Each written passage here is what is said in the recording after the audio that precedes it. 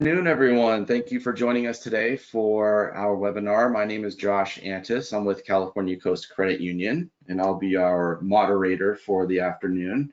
We're going to be talking about managing your budget in times of crisis, and I'd like to introduce a couple people. First, I also have Karen Burke-Acosta.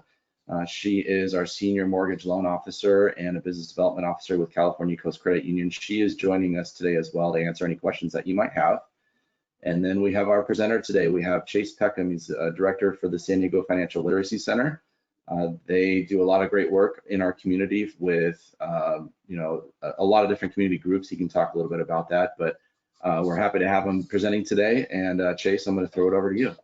All right, thanks, Josh, very much. Hello, everybody, and welcome. I'm honored to be here today with our great partners at Cal Coast Credit Union, who've been a partner for a number of years now.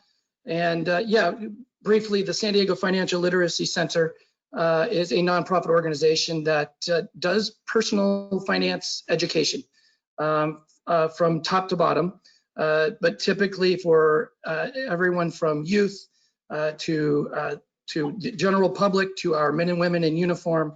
We've got programs for all, including discussing first-time home buying, you name it, we cover it. And today, we're going to cover managing your budget at a time of crisis. And this is a very interesting time that we find ourselves, all of ourselves in. And I wanted to preface that, we talk about crisis, and I think we all think of COVID-19 and what pandemic that we're currently in. But what we're going to cover today really are things that we all have been teaching and teach on a regular basis for times of crisis. And crisis can mean many different things. In this case, we find all of ourselves in one giant pandemic, and all are being affected in one way or another. However, in quote unquote normal times, individually, family-wise, we can find ourselves in our own little crises, whether it's loss of job, whether it's, somebody gets sick, all of these things that can affect us, a car that breaks down, and now you've got finances going in a place that you weren't ready for. All of these things can happen to us in regular times, let alone these unprecedented times that we find ourselves in right now. And I also want to mention, I hope everybody in your family is safe and healthy in this really, really crazy time that we all find ourselves. I never imagined that I would be doing this live in my living room with the background that you find behind me, but here we are. So let's get right to it. Let's talk a little bit today of what we do when we talk about budgets, and in normal times and in crisis, and we will cover that. But you will notice too that a lot of these things are things that us financial professionals will talk about on a regular basis, even when we're not in the situation we're in. So we're going to talk about doing your research, figuring out what it is, where you stand, which, by the way, when you're creating a budget, if you haven't created a budget, and let me just get a hand, if anybody is in there, if they can go into the chats or they can have a way of showing us how many people try or have used a budget in the past or are currently using one. And I'll let Josh find out those numbers so I can take a look, because realistically, figuring out where to start is the hardest part. Looking in the mirror and figuring out where are we currently standing is the part where a lot of times we don't want to face that reality. We don't really want to look because it's a little bit scary. So that really, once you get to that pinnacle, once you start doing the research, it gets easier from there, because ultimately, creating a budget, making decisions is really all about planning and making educated decisions. And that's what we want to look at. And that brings us right to prioritizing, making those educated decisions on how we want to create our lifestyle, how we want to create our finances, where we want them to go, and where we prioritize that the money is distributed. Communicate. We'll talk about communicate, especially if you're married. Especially if you've got people in your family that you've got to discuss these things with, you got to be on the same page.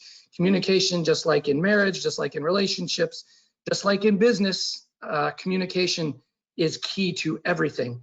And then, of course, coming up with an emergency plan, which ultimately is just a fraction of the budget, deciding we're going to put this money here for these kinds of things, whatever that emergency might be. And I would imagine that most of us haven't thought about a pandemic affecting us the way that it has. So let's get right to it.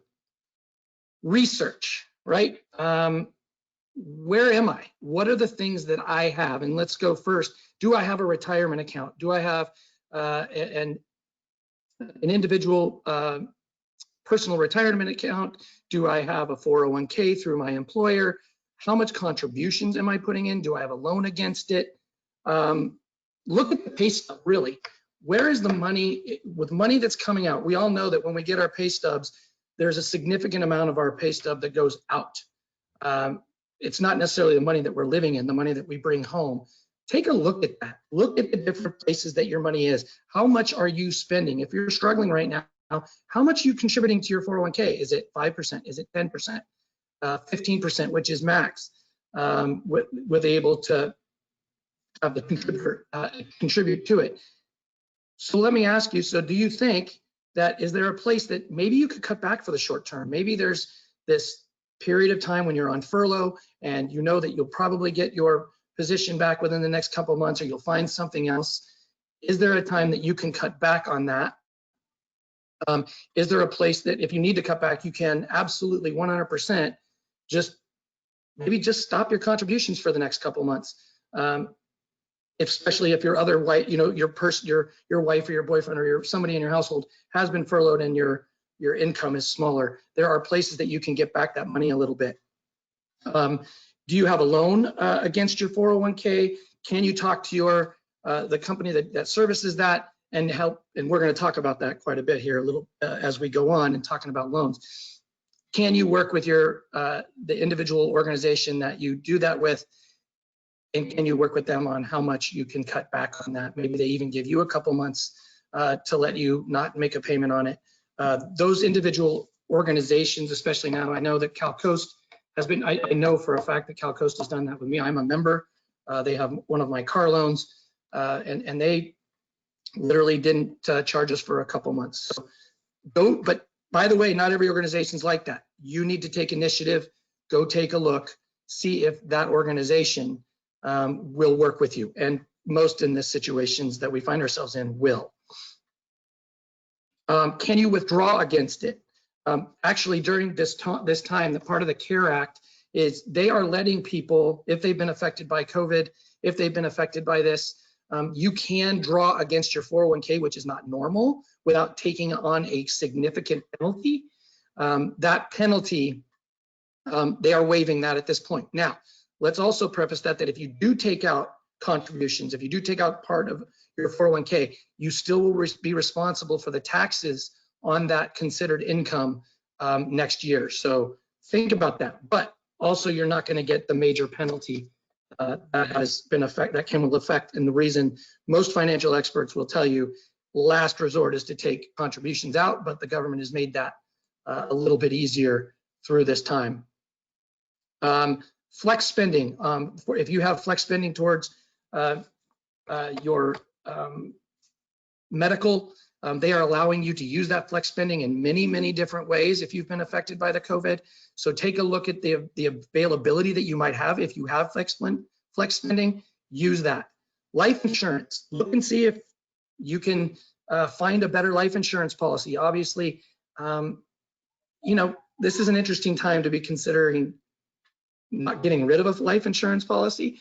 Knock on wood, you don't want to do anything that could be catastrophic, but look at the different policies that you have. Maybe you can find a better policy, a cheaper policy for the same amount. Look in your organization. They might have better products at this time. Those are something that you should look at as well. And then we can also talk about tax withholding. You can talk about the amount that if you're filing a certain way because you want more to be taken out because you want to have money taken back. Well, maybe if you change the way your status is with your filing, you can get more money back right now. But again, if you have a tax professional, speak with them. If you have somebody within your office in HR that you can talk about in that situation that understands their taxes, and understands those things a little bit better, discuss what might be worth it for you, but you can also look at trying to get back a little bit more money now so you can live your monthly expenses. Are there any questions on that so far that I can answer? Josh, have you seen any as we've been going on? No, we're good. Okay, I'm just feel like I'm flying, so I just want to make sure everybody's got this. Okay, moving on. Okay. Unemployment. If you unfortunately have found yourself that you are one of those unfortunate that have lost, you've been in a position where you've lost your job, your company has been shut down because they're not quote unquote the critical jobs at this point or businesses at this time, and you've been furloughed or you've been let go. There are things that you can do. Unemployment has been opened up quite a bit. You are able to get a lot of the benefits if you or a family member or any of that, or if you're providing for somebody that's been sick, or you have a child who is out of school because of schools obviously being affected by this, and you can't find childcare because childcare has been sit down, and you cannot work, you can file for unemployment and you can get many of the benefits. In fact, you can even get an extra $600 if you are taking care of children and you have been furloughed. So you need to look into that and go to the EDD and find out those benefits. There are many of those that can help you because they've been adding even more finances on top of the monthly that they've been giving people. In normal times, you can take advantage and get more now in the situation, and it's been unprecedented. More people have filed for unemployment than I think in recorded history, which is crazy. So if you look into that, they can pay an extra $600 if you have children as well. So look into that. Recommend it highly. That's probably something, if you have been unemployed, it's probably something you've been doing already. But if this could be looming, take a look. Even if you're if you work for yourself, this is something that you should look at. If you're self-employed, that was slow to coming when this first all started. Those self-employed individuals found themselves in kind of a nowhere land, kind of that I don't really belong in any certain category, but that has been pretty well figured out. So please look into that if you need to, that for sure. All right, as part of the budget, you need to look at different things that you can do. Again, making educated choices. So many of the things that we pay for become habit. We've just done things a certain way for so long. We paid for certain things for so long. We just pay it. We don't even think about whether should we. And there are things that you can find money in so many different places, and this includes your regular bills, your utilities. SDG&E is doing many different things, San Diego Gas and Electric, that you can do if you've been affected. You can look at different programs that they can find that will lower the bills, the utility costs that you have. You can also look at using appliances. They do, man, SDG&E does all kinds of different commercials and marketing in that, do your utilities, use your utilities in the evenings versus in the middle of the day. And that's really interesting to talk to us all about. I know, since we find ourselves at home all day and we can actually do our laundry or use things, but we also find ourselves using our energy a lot more at home now than we ever have. But there are things that you can do strategically, like unplugging a lot of the things that you're not using during the day. A lot of this, you can find extra money, but there are also different programs. Whoever services your utilities, go online, take a look, call them, find out, tell them the situation you're in. They are used to this. They can maybe look at what you've been spending, look at what you're doing. They'll recommend different things you can do, and they can also maybe find you cheaper ways to go about your SDG&E utilities bills. Water company, if you're using water, you find yourselves using water a lot more. If you're running a dishwasher, or you're just washing dishes more because you find yourself, you're at home a lot now. And I know that my family, I have never done dishes more in my entire life. I am seriously, I'm tired of doing dishes. I have my kids, my 10 and 12-year-old are finding themselves doing dishes a lot more. So I think in the future, this is probably going to be a really good lesson that they've learned to help out around the house, but it has been kind of painful. But you can also figure out ways to not use water more smart. If you have a lawn, if you're watering things, water it a little bit less. There are things that you can do, but I will tell you, in this situation, I have had to back off on certain things because I am just, by virtue of us just being here more, we're using more water.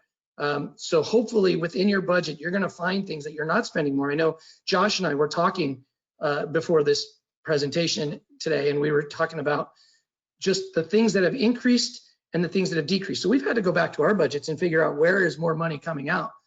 And then also where we're not spending money, and we're not spending money on gasoline. I'm not traveling near as much. I'm not having to go to the office. So where I was once filling up my vehicle at least once a week, maybe even twice every week and a half, I'm filling up once a month right now. I'm literally barely spending any money in gas. So there's going to be changes in times like this. Loans, looking at different, maybe you have a loan on your house in mortgages. Maybe if you've lost your job, I know that CalCoast and different loan officers and individual organizations have really found different practices in helping people out if they have loans. And maybe if she's there, she can talk a little bit about what CalCoast has done as far as, and what maybe other organizations have done as well, as far as giving relief to those that have different loans and mortgages.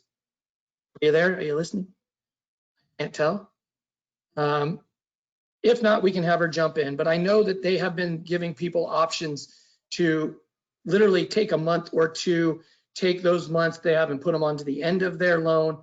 I know B of A, who owns our loan, and I know other organizations that have done that, they gave us the option. We didn't have to use it because my wife and I aren't in that situation. But if you are, and you have, and you need the relief right now, they will work with you. So call your loan officer, call your organization. They will work with you. They will take that loan and they will put it out to the end of your loan, and you won't have to worry about it right now. Student loans, I know that the government gave those, they put a basic stop on all payments for students at this point, and people with student loans, so they didn't get hit with that. That is a huge, huge thing. At least 60 days they've given people that don't have to pay on that, just a quick stop. So that is very, very positive. Bottom line with all this, when it comes to credit cards or any kind of personal loans that you might have, being proactive, if you're struggling and paying any of those, being proactive is the number one most important thing you can do for yourself, because honestly, all of these organizations are very familiar with the struggles that people here in the United States are going through, and they are there to work with you. Let them, the last thing you want to do is go delinquent on your cards and have to explain it later. If you know that this is a possibility with credit cards, for instance, call them. Call whoever owns that debt. They will work with you. Personal loans is the same thing. Believe me, these organizations don't want you to go delinquent. They do not want to send you they don't want to sell off your debt for pennies on the dollar. They want to keep you as healthy financially as you can be. The number one important thing to do is communicate. Communicate, communicate, communicate with all of these things if you find yourself that you're having a struggle. And by the way, that doesn't just mean in these times. We're talking if you find yourself in a situation where you have a family member has lost their position, or somebody's been sick and you've had to take care of them, you have medical bills that have been crazy and somebody can't work because they're sick. Individually, even outside of the pandemic, the most important thing you can do is not just let things go. Call the servicer, call the people that own your debts. They don't want you to go into debt. Don't feel embarrassed. These things happen to everybody. Do it. And more times than not, those organizations, if they're legitimate, great organizations like our friends at CalCoast, like other banks, they will work with you for the most part. If you're in a situation where you have maybe you have a loan that you got through a party that you found online, and they gave you a loan because your credit scores weren't real great and you needed to get a loan and they're not working with you, at least you tried. I mean, but there are, like everything, there are good and bad vendors in this world, but reach out nonetheless. Monthly expenses, and this is the interesting thing that we all want to talk about when it comes to groceries. Figure out what we talk about this all the time, every time we're working with anybody. The most important thing you can do when it comes to tracking your expenses. We all know what our rents are. We know what our mortgages are. We know what our car loans are. In fact, if I just asked you, I guarantee you, for those of you that have car payments or mortgages or rents, if I asked you what those amounts were, you could tell me those right off the top of your head. You probably know what your cell phone bill is right off the top of your head, because those are monthly obligations that are those things that you pay every single month that you have to pay for. And it's just like, okay, same amount coming out every month. But where most of us get lost in our budgets are those daily expenses, those things like that, but yet we spend monthly. So groceries, gasoline, we just fill up, right? And do we really understand and know how much that we're spending there every month? Most of us don't, believe it or not. So using an app, CalCoast has they have great things online that you can use to do budgets for yourself, track your spending. They have all kinds of things on their website that you can use. There are apps that you can use like crazy. There is, you can use Intuit. They have all kinds of different things for free that you can use. There are all types of things that you can use to make it very, very easy for yourself. When I started, very quickly, I used to drink a lot of Diet Coke, and I would fill up my Diet Cokes in between presenting and speaking. Anytime I was going to a meeting, I knew where every McDonald's was between the border and Orange County. And I would fill up with an extra 32-ounce Diet Coke, extra ice. And until my wife and I started tracking our expenses, I would have never guessed that I was spending close to $300 a month in Diet Cokes, just those fountain drinks. And not to mention that chewing all that ice was probably extraordinarily bad for my teeth, and drinking all those Diet Cokes wasn't very healthy for me. I thought my wife was going to throw me out of the house when she found out I was spending that much on Diet Cokes, which was not good for me either. So once that happened, once we realized I could make educated decisions, and I cut back very, very quickly. So you can find money in many, many different places. As we talked about those monthly obligations, I talked about the monthly, which are your fixed obligations. Those are the expenses that you typically will pay for yearly, things that you update yearly, maybe even they're yearly expenses, but you have them broken down monthly because they're just a little bit cheaper for you. There are things, though, again, that we talked about. There are things like, we're not, I feel bad for AAA, but we're not driving a lot right now. So maybe that AAA that you're paying for every year is something that you can come back on until you go back to work or go back to having to commute all the time. Those are those things that you can do to take a look at that maybe that you can cut back on. Then there's the variable expenses. These are the expenses that you pay for periodically. Maybe put it this way. What about cable? Okay, let's take into cable, for instance. A lot of people talk about cutting the cord. There are things that you just paid for all the time. For instance, I paid $100. Gosh, I remember my wife would fight AT&T, not AT&T, they took it over, DirecTV for a long time, and we would pay $90 every month, and then all of a sudden our bill would go up to $140, and then my wife would have to call DirecTV, and we would have to argue to get our payments down again and try to figure out if they had something. But for the longest time, we would just pay it and not even realize what we were paying. And now, after years, we have now we've joined a lot of the rest of the world, and we've gone to streaming and been able to handle the streaming, which we didn't even really miss the 5,000 channels that we had at DirecTV. And we're paying $40 a month for YouTube TV, and we're getting all of our local channels. We're getting everything that we used to watch. It really has been life-changing. I mean, it's life-changing. We're saving extra money that we never thought we could use as we pick up other expenses from maybe our kids, joining a club soccer team or things that we never thought we might have to pay for. So those are things that you can look at very, very closely. Then maybe car washes, right? Maybe maybe you decide that, I'm not having to wash my car. I'm not going to go to the car wash as often, and I feel bad for those that own the car washes because they have a living to make as well.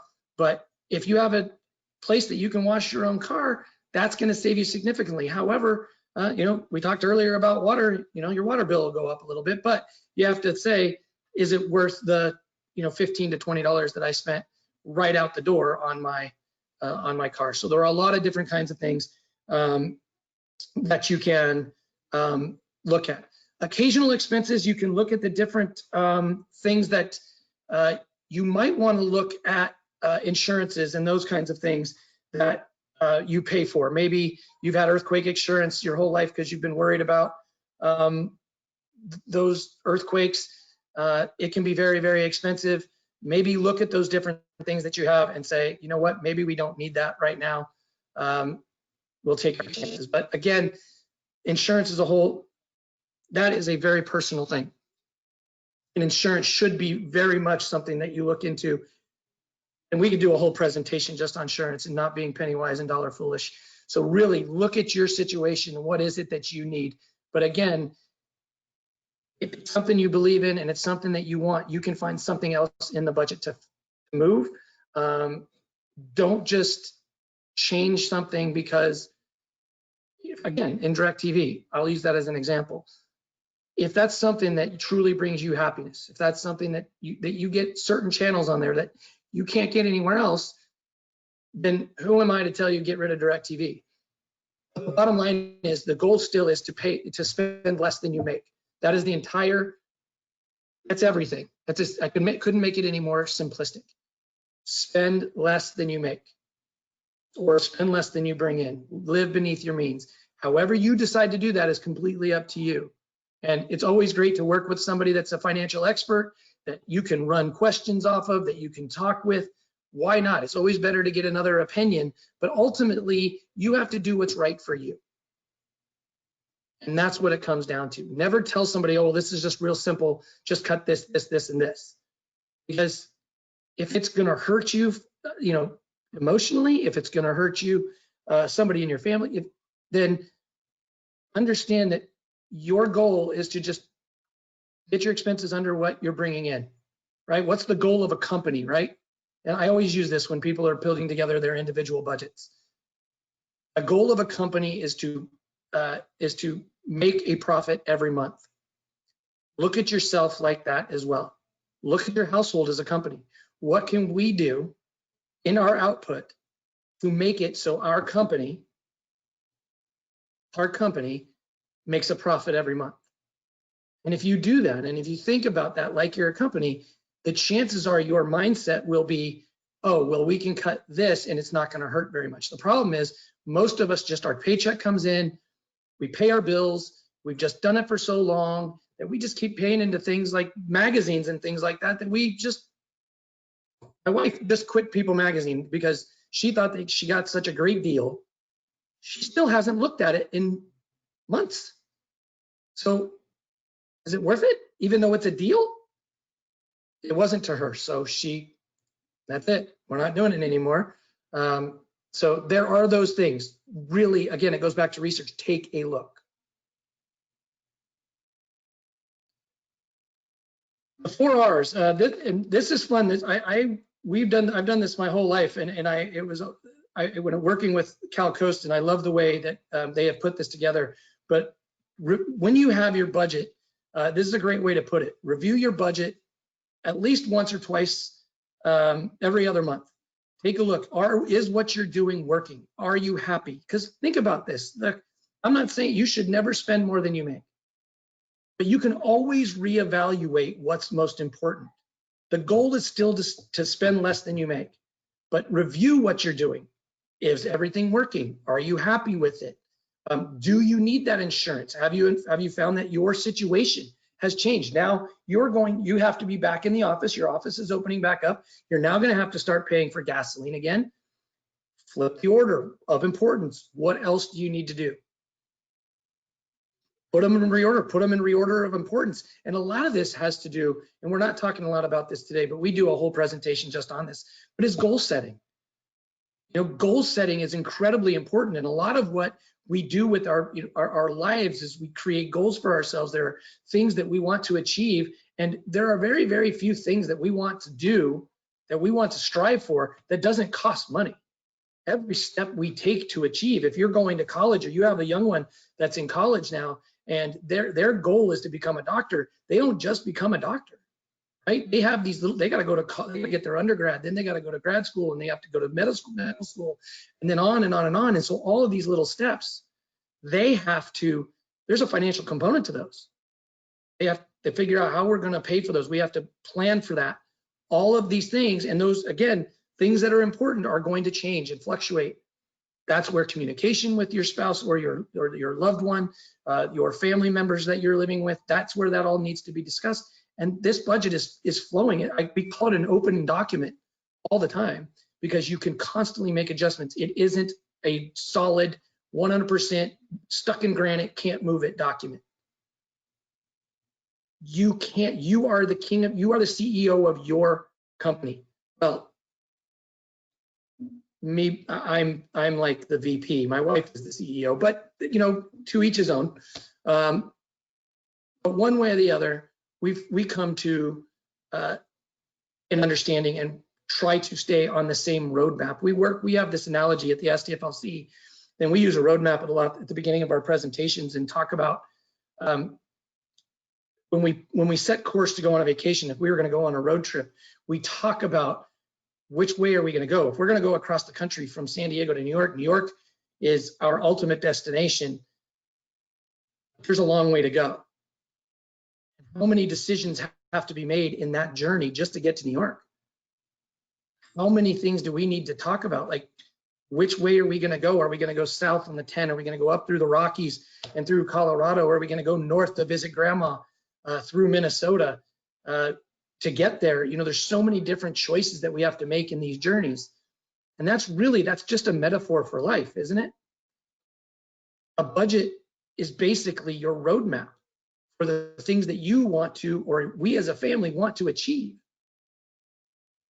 And the fun part of that is if you think about a budget, if you think about the budget not as being restrictive, because that's what a lot of people think. A lot of people think of budget as being told they can't do something. And really, in reality, creating a solid budget for yourself will open up opportunities for you and allow you to achieve the things that you've always wanted to do, but never felt like you could because you didn't have a roadmap to get there. And that's what we have to look at. Prioritize. That's the ultimate name of the game, is to do what's important to your family and take the steps to make it happen. And maybe some things you do have to cut back on. Maybe going out to dinner a few times a week you've been used to, maybe that sacrifice is worth it to you to be able to pay off credit card debt, to save for that first down payment for a home and tighten that mortgage and qualify for that FHA, and to get yourself in that situation. Everybody is singularly unique. And you have to think of your budget as your own, as your family's.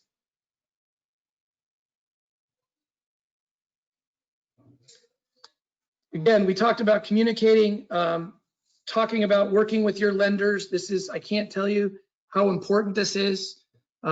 Looking at the different things that you can do to cut back on. Maybe you've been a member of, I hate to say it, but maybe you've been a member of Disney for the longest of time, and you just find yourself that you're not using it anymore, but you feel, honor and you have this happiness of being a member of Disney. Well, it's hard to go to Disney, right? Things are tough. Call them, see if they have a plan right now for people that are struggling. They don't want you to leave. They don't want you to not be a member of the happiest place on earth anymore. They want your kids to keep going there and to visit the new Star Wars land or whatever they're calling it now. Don't just think that there isn't anything you can do. Doesn't hurt to call and ask. That's something I believe wholeheartedly that you can do. That's really, really important. Talking with your creditors is also coming up with a game plan. They also don't want to do the research for you. If you have an issue, if there is a problem making payments, they're not going to just trust that things are tough. Maybe in COVID, they're going to be a little bit more lenient, but even in regular times, if you're struggling, show them that you're not working. Show them your credit report. Have documentation showing that you're struggling, and guaranteed that they will work with you and come up with a plan of some kind that works in your favor. That is something that is incredibly important. Show them statements. Let them know that you're serious about it, that you're not just saying, hey, you know, I really don't want to pay my credit card bills right now, so I'm just going to tell them I'm struggling. It's not going to work out as well as you think. They're not going to just necessarily take your word for it. So have a plan and be honest, obviously. This is something that's important. Another thing that you should do, and not a lot of people do that, they usually will call, and for a lot of us, calling a financial institution or calling our cable companies or whoever it might be, and know that you're going to get into a conversation that's not comfortable. Understand that we all pretty much go through that. We know that, but follow through. Let them know that, look, I'm calling back. I'm letting you know you gave me a break last month. Look, things have not changed. Can we keep up with this? Don't have them follow you. Don't get on that list that they're following up with you all the time. Be proactive. That's all I can tell you. I've been there. I started with a startup. Before I started doing this full time, I left the San Diego Padres that I worked with for more than a decade, and I loved Major League Baseball, and I left for a great opportunity, and it didn't work out. And I ended up finding myself unemployed with a child on the way, which is not something you want. But I was honest with a lot of my creditors, and I had a history of paying my bills, so they knew, all right, this isn't the norm. This person's speaking from the heart. Let's figure this out. And 3 or 4 months later, I was back on my feet again. My family and I were back on our feet again in normal, and it all worked out. And I didn't get sent I didn't get negative information sent to my credit reports. I didn't just say, oh, forget it. I'm upset at the world because bad things happened to me. Bad things happen to all of us, and it's the way we handle it. So reach out. For the most part, they're going to be understanding, but they also want to make sure that you're willing to show the homework. Are there any questions so far? All right, there are different, how we doing, Josh? Has there been any follow-ups? I can't, the way this is set up, I can't see questions right now for some reason. Yeah, no questions at this point. All right. So I think we're doing pretty good on time. Great. All right, so this is where I wanted to talk. If you are struggling and look, you've done everything you can. You've reached out. You're trying to make. You're at a point where, look, I'm struggling one way or the other. Either if it's just loss of job, or you've had increases in rent, and your finances and your income, your intake income has not been staying the same with your raising expenses or rising expenses. There are different things that you can do. There are options that you can take. I know that at Cal Coast, there are things that you can talk to them about. Like if you need help on a loan, we talked about this earlier, there are different programs that they can help you with to alleviate your different expenses, the overall payments, maybe bring them down a little bit. Whether it be they can refinance a car. Let's say you have a car loan with them, maybe they can refinance it. Maybe your credit's still good, and they can lower your interest rate, or maybe they can even take out a loan against your car, and they can give you a better payment. Whatever it might be, these organizations are great. Again, it comes down to not wanting. They don't want to lose you as a customer. They don't want you to go delinquent. They don't want to come take the car out of your driveway. They want to work with you. So take a look at the different options that you have. There are loan modifications that you can do if you're talking about, excuse me, if there are talking about, oh gosh, there used to be loan modifications in the fact that you can, they'll have different options for you on is how you can take advantage of lowering a payment. Maybe they add on to the end of the loan. There are many different things that you can do. If you reach out to your servicer, whoever owns your loan, reach out. Those are different options that you might have. If you have credit card debt, that you're struggling with, if your credit card bills, your minimum payments are becoming a source of pain that you can't handle. Let's say you haven't even, there are different options that you have, and I'm going to go through these. There are what's called a debt management program, debt settlement, and then everybody's heard of bankruptcy, but these are options and programs that are open to the public that you can have that will work and help with you in paying back your debts.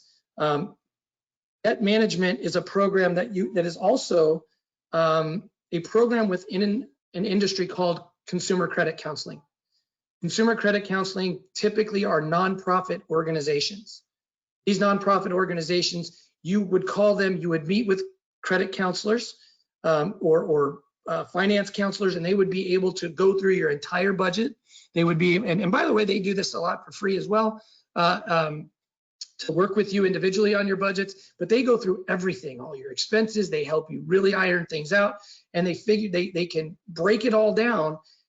And within those credit counseling organizations, there is what's called a debt management program. And it doesn't matter what credit counseling organization you go to. The debt management program rules are exactly the same for all. The difference in organizations is basically, it comes down to the different consumer interaction that you have with them, quality of their staff members, how they follow through with you, those kinds of things. There's local organizations.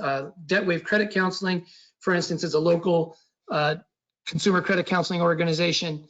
Our parent company, and they do debt management programs, and they along with the big giant ones like Money Management International, there's Christian credit counselors. We all basically have the same exact rules. It's just basically, how do you feel working with them? How good is their customer service?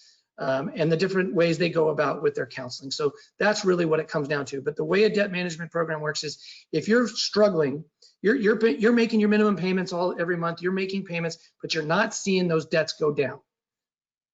What you can do is they can work with your servicers, and they will, ultimately, the goal is they will lower the interest rates that you're currently paying.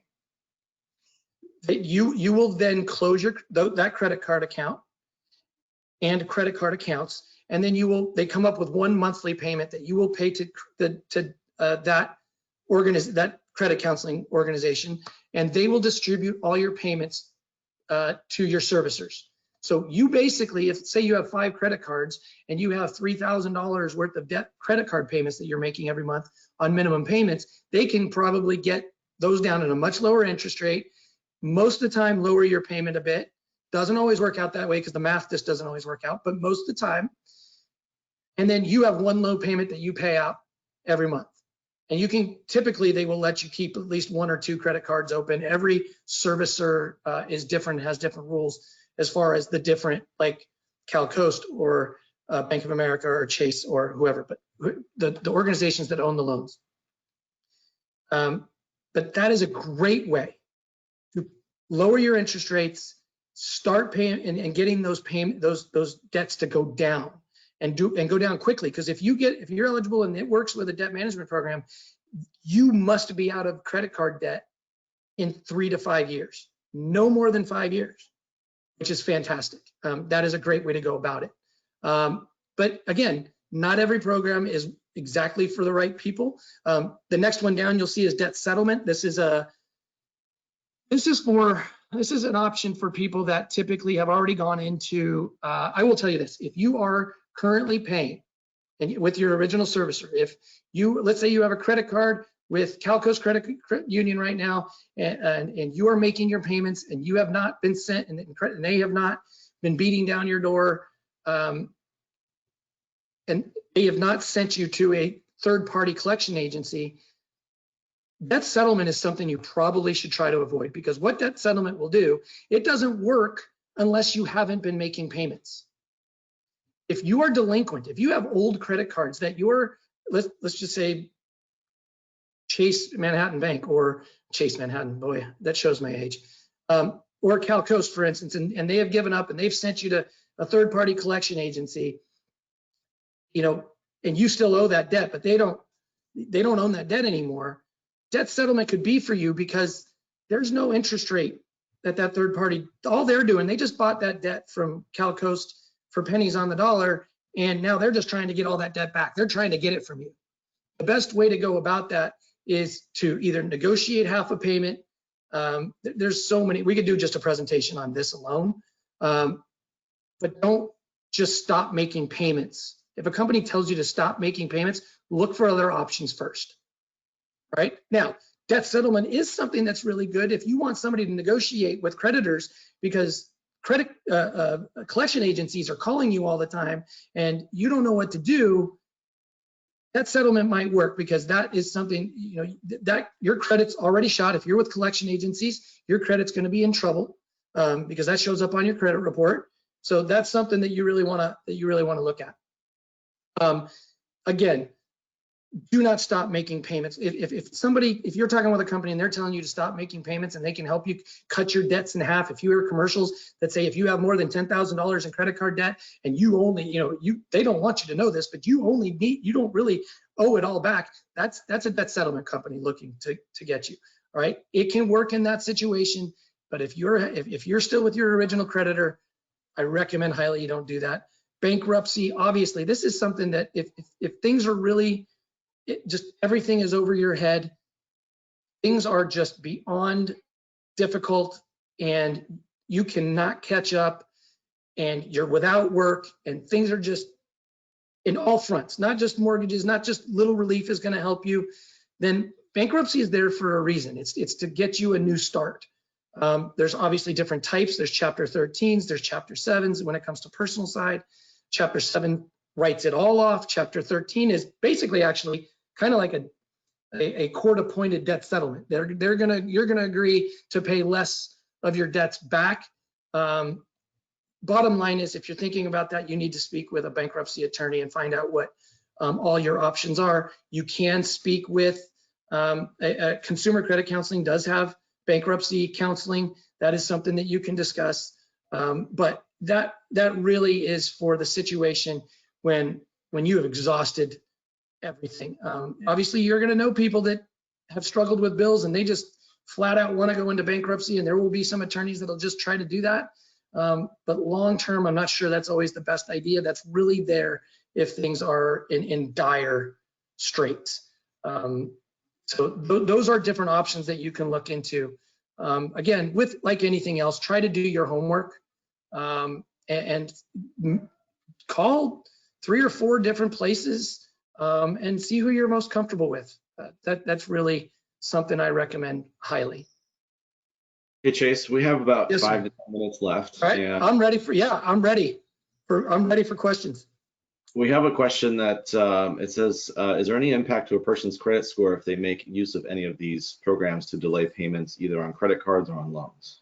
Now, when it comes to working with your servicers, that's a great question. When it comes to working with your servicers, typically they're the ones that will report delinquency to your credit reports. If you're working with them directly and you come up with some kind of plan, they're not going to send negative information to your credit reports. There's no law that says that anybody has to send information to your credit reports.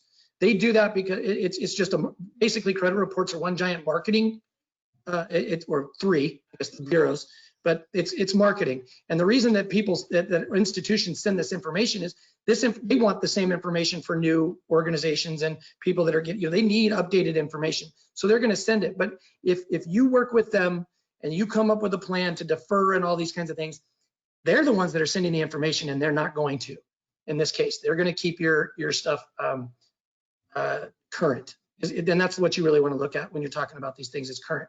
With the other programs like debt management, for instance, if credit scores and credit reports are a very interesting thing.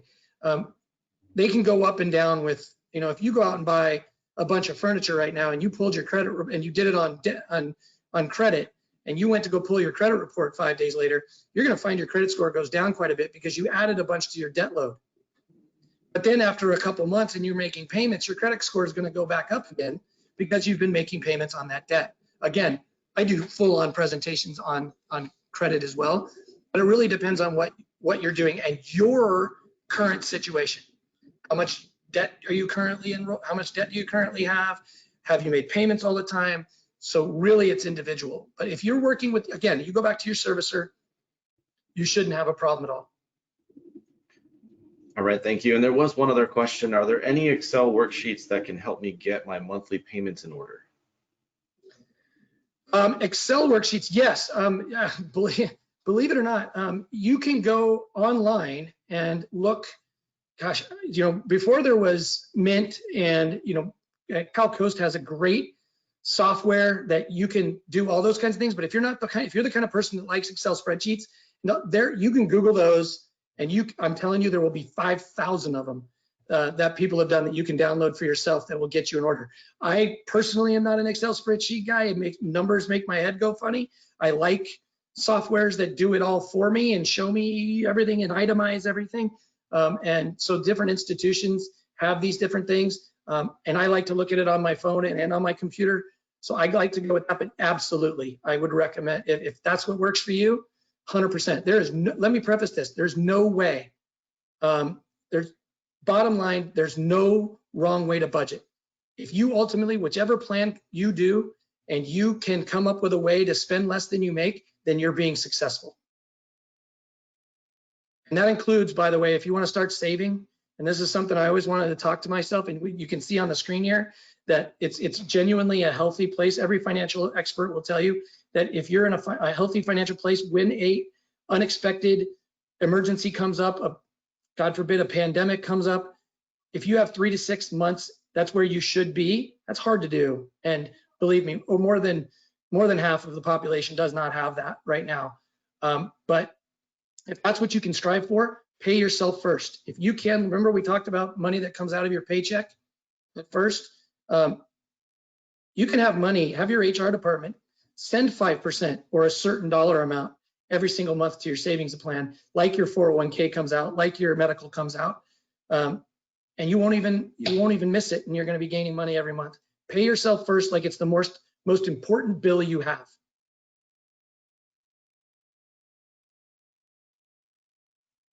And there you go.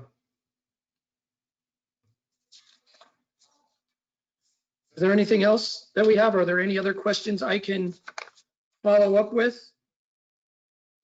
No other questions at this point. I think we can bring it home. Okay.